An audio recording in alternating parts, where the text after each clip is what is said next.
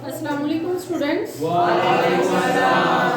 आज हम second lecture है हमारा कदरे याज मजमून का। कल हमने पढ़ा कि कर्नल मोहम्मद खां अपने बेटे, क्या नाम था उनके बेटे का? सलीम मियां। और उनके जो है ना मुलाजम का क्या नाम था? अली बख्श। दोनों को देहाती बच्चे की, देहाती लड़के की कहानी सुनाने लगते हैं। वो कहानी आज हम सुनेंगे कि क्या कहानी सुनाते हैं। कर्नल मोहम्मद खां कहते हैं, एक था लड़का जो अपने गांव से प्राइमरी पास करने के बाद शहर के हाई स्कूल में जा दाखिल हुआ। अपने गांव में तो वो प्राइमरी क्या होता है? 5 क्लास। शाबाश। प्राइमरी क्या होता है? 5वीं क्लास।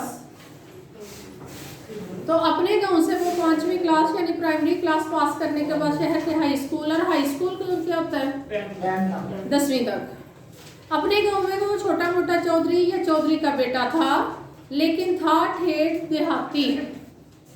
स्टूडेंट्स, लफ्ज जो ठेठ है इसका मतलब है खालिस। ठेठ का क्या मतलब होता है? खालिस। खालिस देहाती था। पहले दिन क्लास में गया तो नंगे सर पर साफा बांध रखा था। नंगे सर से मुराद है कि टोपी वगैरह कुछ भी नहीं, जो है ना जैसे आप लोग अब जो है ना वो सर रखते हो, इस तरह उसने जो है ना वो इस तरह के सर के बजाय साफा बांधा हुआ था। बदन पर कुर्ता और तहमंद, और पाँव में यानी शलवार या पैंट के बजाय तहमंद बांधा हुआ था। पाँव में पोठोहारी जूता था उसके। मास्टर जी ने शलवार पहनने को कहा तो धीमी आवाज में, धीमी क्या होती है? आहिस्ता।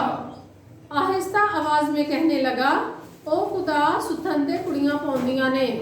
सुथन से मुराद है शलवार, क्योंकि उस वक्त जो है ना वो गांव में जो देहातों में जो रिवाज था वो लड़कियां शलवार कमीज पहनती थी और मर्द जो है वो तहमंद और साथ कमीज पहनते थे।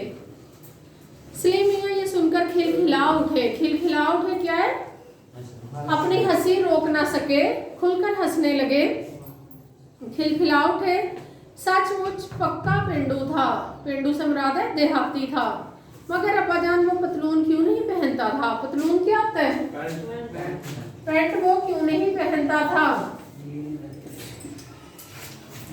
मैंने कहा, बेटा ये आज से 40 वर्ष पहले की बात है। स्टूडेंट, कर्नल मोहम्मद खां की डेथ किस साल में हुई? 1999 में। 1999 में। उससे पहले जब उन्होंने ये कहानी लिखी तो तब वो फरमा रहे हैं कि आज से ये 40 साल, जब उनका बेटा जो है ना मैट्रिक क्लास में था, तो आज से 40 साल पहले की वो कहते बात है। इन दिनों अगर मास्टर जी खुद भी पतलून, इससे हम ये अंदाज़ा लगा सकते हैं कि पाकिस्तान की आज़ादी के तो 20 साल बाद की बात है, क्योंकि उस वक्त ही तो पाकिस्तान आज़ाद होने से पहले 1940 में उनकी भर्ती हुई है आर्मी में, और उसके बाद उन्होंने 30-25 साल तक जो है ना वो जॉब होती है आर्मी की। उसके बाद आप अपनी मर्जी से किसी भी टाइम रिटायर हो सकते हैं। तो तकरीबन मेरे ख्याल से ये 1970 के करीब ये कहानी लिखी जा रही है। कहते इन दिनों अगर मास्टर जी खुद भी पतलून पहन लेते तो शहर के कुत्ते उन्हें वलायत पहुंचाते। वलायत कौन सा मुल्क है?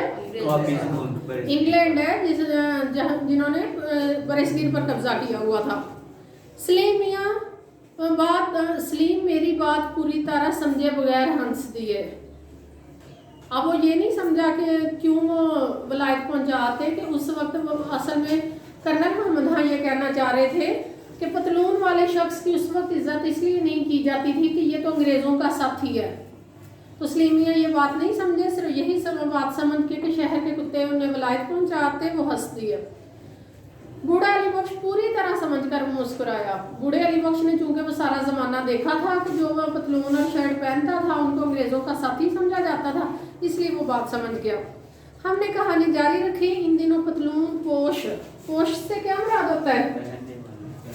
पोश होता है पहनना। कहते हैं पतलून पोश यानी पतलून पैंट पहनने वाले खाल हाल ही नजर आते थे। खाल क्या है?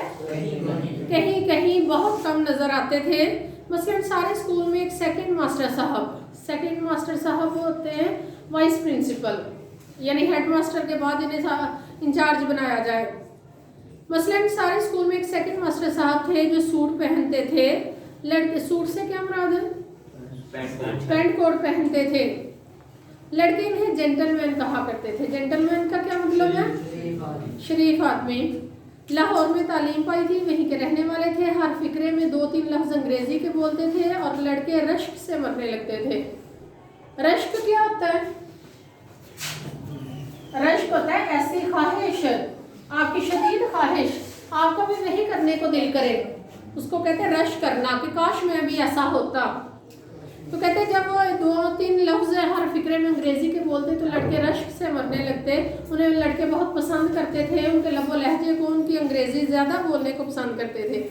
आदमी खुशमिजाज थे, हॉकी के खिलाड़ी थे और शिकार के शौकीन। एक दफ़ा दिसंबर में शिकार करते करते इसी देहाती लड़के के गाँव जा निकले। रात हो रही थी, आपने उसी के यहाँ ठहरने का फैसला किया। किसने ठहरने का फैसला किया? सेकंड हेडमास्टर जो थे उन्होंने। और उनके दरवाजे पर जा दस्तक दी। किसके दरवाजे पर दस्तक दी? देहाती लड़के के। जी, दस्तक दी। लड़के ने अचानक मास्टर जी को घर के दरवाजे पर देखा तो एक लम्हे के लिए चकरा सा गया, यानी उसे यकीन ना आया कि ये क्या हो गया। मास्टर साहब ने कई दफ़ा मजाक में कहा तो था कि हम एक दिन छोटे चौधरी के मेहमान बनेंगे। मास्टर जी से छोटा चौधरी भी मजाकन ही कहते थे, यानी मजाक के साथ कहा करते थे। लेकिन चौधरी की तवक्को थी कि मास्टर जी मजाक को मजाक की हद तक रखेंगे, मगर आज वो हद फलांग कर इसके रूबरू क्या होता है? आमने सामने आ खड़े हुए। तो छोटे चौधरी को मेज़बानी के बगैर चारा ना था। चारा से मुराद है, मुहावरा इस्तेमाल हुआ है कि इसके सिवा उसके पास कोई और वजह बाकी नहीं रही थी, कोई और रास्ता बाकी नहीं रहा था। अब तो मेज़बानी करना ज़रूरी थी। ये नहीं कि छोटा चौधरी या उसके घर वाले मेहमान नवाज ना थे, इन्हें सिर्फ इस बात का यकीन नहीं था कि उनकी मेहमान नवाजी मास्टर जी को मुवाफक भी आएगी या नहीं। क्या मतलब है मुवाफक? कि उन्हें सूट भी करेगी कि ये नहीं। जैसे डॉक्टर दवा देता है तो कहता है कि ये जो है ना वो दवा, या खाने वाला कहता है कि ये दवा मुझे मुवाफक आ गई है, मेरी तबीयत के मुताबिक सेट हो गई है, या मेरी जो है ना वो इससे तबीयत बोझल नहीं हुई। तो कहते हैं कि उन्हें ये इस बात का यकीन नहीं था कि मेहमान नवाजी उन्हें पसंद भी आएगी कि नहीं, मुवाफक भी आएगी या नहीं। बहरहाल उन्होंने अपनी तवाज़ो क्या होता है? मेहमान नवाजी। तवाज़ो होता है मेहमान की जो खातर मदारत की जाती है। तवाज़ो की इब्तिदा क्या है? शुरुआत। ये छोटे छोटे लफ्ज़ आसान में इसलिए पूछती हूँ कि आपको यही पैराग्राफ आ गया तो आसान और मुश्किल अल्फाज आपको मानी के लिए हद कशीदा अल्फाज आ जाएंगे। छोटा चौधरी और उसके बड़े भाई मास्टर जी को बसद ताज़ीम। बसद का क्या मतलब है? बसद होता है 100। सद का क्या मतलब होता है?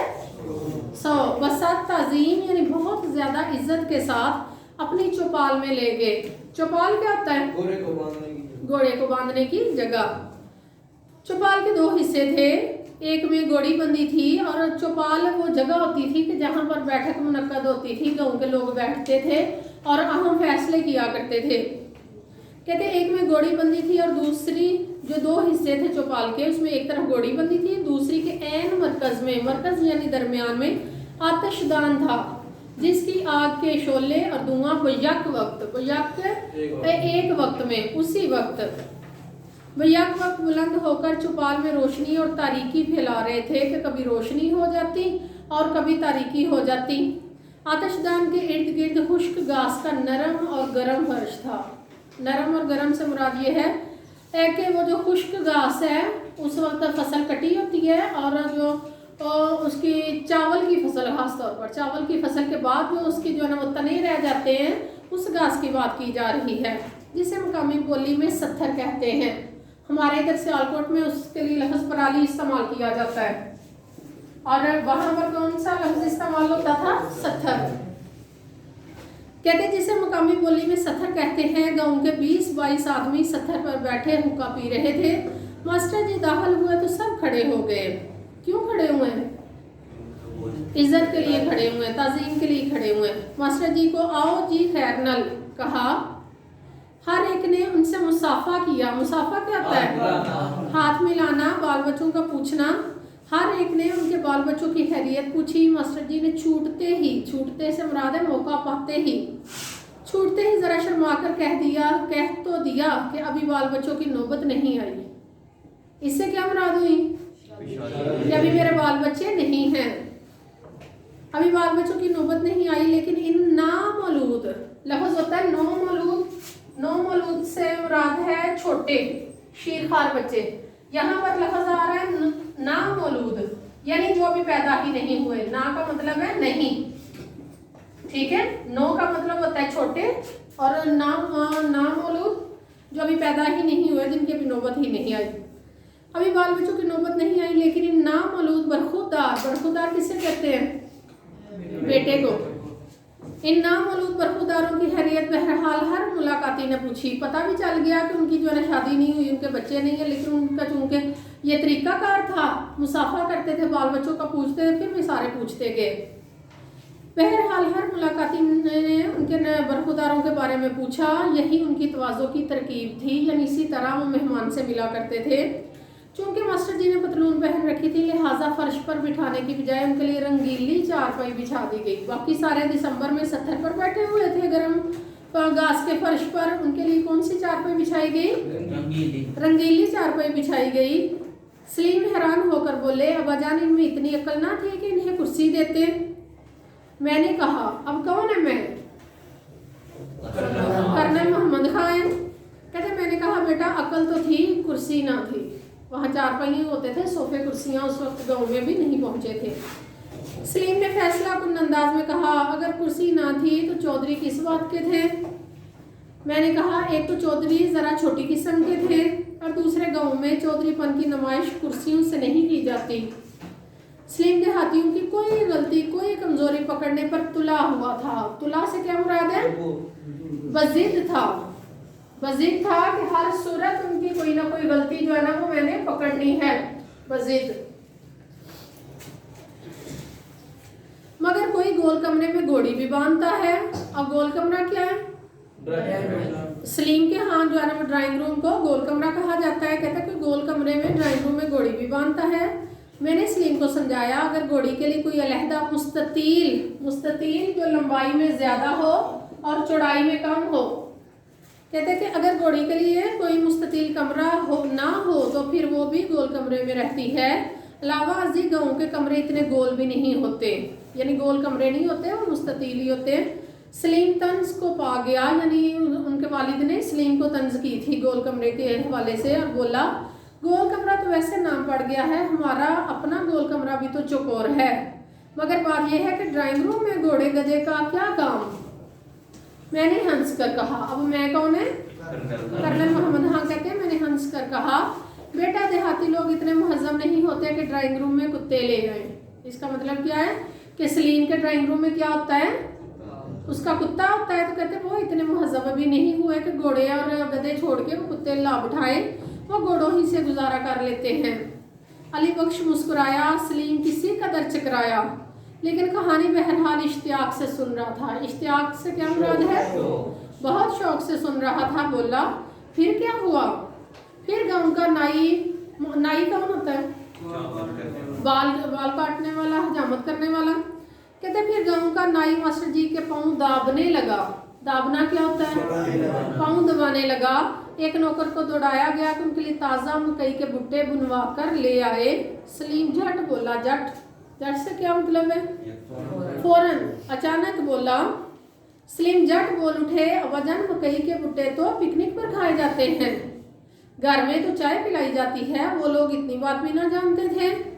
मैंने कहा, ये घर में पिकनिक मना लेने की गलती देहातियों से अक्सर हो जाती है। बहरहाल मास्टर जी ने खुद इनकी इस्लाह कर दी, दुरुस्तगी कर दी, और भुट्टे का नाम सुनकर, मकई के भुट्टे का नाम सुनकर कहने लगे, ये तकलीफ ना करें, हो सके तो एक प्याली चाय पिला दें, ज़रा सर्दी भी है। सलीम ने फौरी तायीद की। तायीद से मुराद है हाँ में सर हिलाया। बात भी ठीक थी, वक्त जो चाय का था। मैंने कहा, बात तो ठीक थी, बशर्ते कि उनके घर चाय भी होती। इस मकाम पर सलीम मियाँ तेज़ी से सवाल करने लगे, और हमारी कहानी ने मुकालमे यानी सवाल जवाब की शक्ल इख्तियार कर ली। चनाचे फौरन बोले, तो क्या उनके घर में चाय ख़त्म हो गई थी? नहीं बेटा, कभी शुरू ही नहीं हुई थी। उन दिनों चाय अभी देहात में नहीं पहुंची थी। तो क्या उन्होंने मेहमान से साफ कह दिया कि हमारे पास चाय नहीं? कितनी शर्म की बात है। मैंने कहा भाई मेरे ख्याल में पहले तो घर में चाय का ना होना शर्म की बात नहीं। दूसरे उन्होंने मेहमान की खातर चाय के लिए, खातर तवाज़ो के लिए, चाय के लिए दौड़ धूप शुरू कर दी। और आखिर मुकामी हकीम यानी हिकमत के साथ जड़ी बूटियों से इलाज करने वाले मुकामी हकीम के घर से चाय मिल भी गई। इन दिनों चाय सिर्फ मरीजों को पिलाई जाती थी, इस वजह से उनके घर में चाय नहीं थी, चाय का रिवाज ही नहीं था। लेकिन शहरों में थी, शहरों में चाय का रिवाज था, इसलिए जो है ना मास्टर साहब ने कहा कि एक प्याली चाय पिला दे। सलीम ने लंबा सांस लिया और बोले, चलो शुक्र है चाय तो मिली। मैंने कहा हाँ चाय तो मिल गई, लेकिन फिर एक अजीब सवाल पैदा हो गया, यही ना कि चाय के साथ खाने को क्या दिया जाए। वहाँ तो ले दे के मकई के भुट्टे ही थे। नहीं बेटे, ये बात ना थी। सवाल ज़रा बुनियादी नोयत का था, और वो ये कि चाय बनाई कैसे जाए। जो चाय पी नहीं जाती, जो दवाई के तौर पर इस्तेमाल होती है, तो वो कैसे जो है ना, जो लोग समझे, इसकी मिसाल ऐसे समझ ले कि जो लोग काफ़ी नहीं पीते, चाय पीते हैं, दूध पीते हैं, काफ़ी नहीं पीते, उन्हें अचानक कहा जाए कि काफ़ी ले आएँ, तो चीज़ें तो मौजूद हों तो उन्हें पहले रेसिपी तो देखनी पड़ेगी ना, पूछनी पड़ेगी कैसे काफ़ी बनाते हैं। इस तरह वो चाय अभी बनाना जानते नहीं थे। सलीमनी वहशत के आलम में यानी परेशान होकर मेरा मुंह तकने लगा और बोला, अब्बाजान चाय तो हमारा जमादार भी बना सकता है। जमादार कौन है? Security guard. कहते वो तो हमारा जमादार भी बना सकता है और दिन भर पीता रहता है। क्या वो इतने ही अनाड़ी थे? अनाड़ी क्या होता है? बेवकूफ। कहते वो इतने ही अनाड़ी थे। मैंने कहा भाई वहाँ चाय पीने पिलाने का हुनर पहुँचा ही ना था, वहाँ लस्सी का रिवाज था, और इस हुनर में वो यकता थे। यकता से क्या मुराद है? अकेले, यानी उन जैसी जो है ना वो लस्सी कोई और नहीं बनाता था। तो क्या मास्टर जी को आखिर लस्सी पिला दी? नहीं पिलाई तो चाय ही थी, लेकिन वो ऐसी कामयाब चाय ना थी, यानी चाय की लस्सी बना दी। लस्सी क्यों बना दी? लस्सी तो नहीं ना बनाई होगी, क्यों लफ्ज़ इस्तेमाल किया है कि जैसे लस्सी ठंडी होती है, पानी वाली होती है, ठंडी होती है, तो कहते हैं इसी तरह उन्होंने ठंडी चाय पेश कर दी और वो चाय कम और लस्सी ज़्यादा लग रही थी। हाँ बेटा, कुछ ऐसा ही जायका होगा।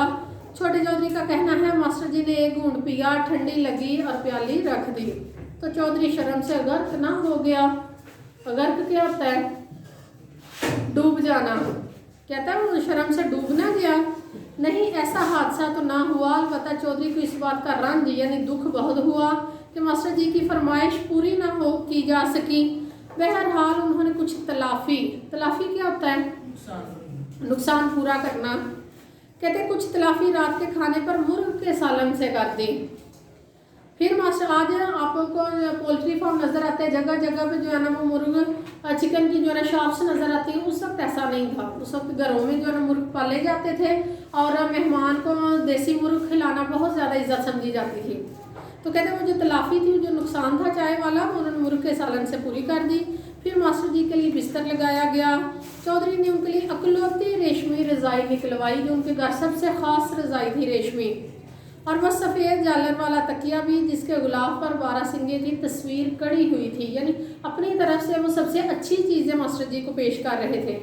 बेशक तकिए में लचक की निस्बत अकड़ ज़्यादा थी, यानी वो इस्तेमाल नहीं था होता, तो वो बड़ा सख्त तकिया था जी। तो बेटा बाकी हम कल पढ़ेंगे। बहुत शुक्रिया।